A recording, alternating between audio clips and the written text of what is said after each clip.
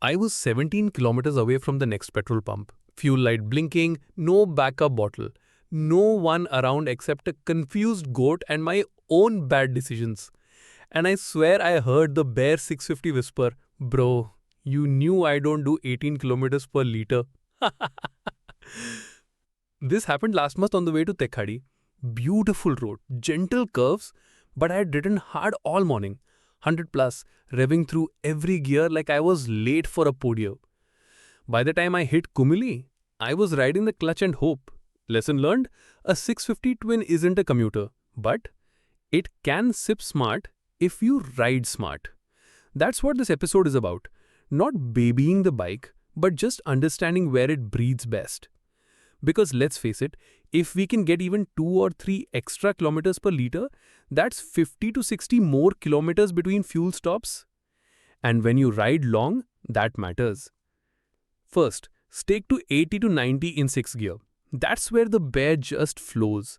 No strain, no guzzling. I started getting 26 kilometers per liter easy. Second, shift early, ride the torque. You've got grunt from 3000 RPM. Why scream to red line? It's not a KTM, bro.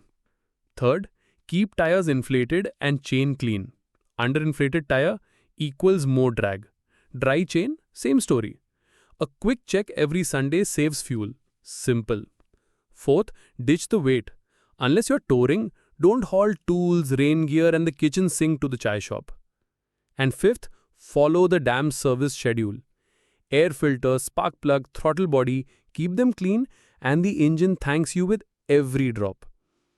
Look, I'm not out here trying to win some hypermiling competition. I like riding with feel, overtakes when they matter, downshifts when the road calls for it. But now, I do it smarter. I let the torque do the work, keep the revs low, cruise where the bike feels relaxed, not rushed.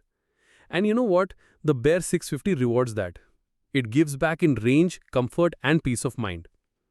I used to think mileage hacks were for college kids on 100cc bikes. Now, I see it as respect for the machine and the road. So yeah, ride it like you mean it. Just don't waste what it's built to give you. And trust me, your fuel light will thank you later.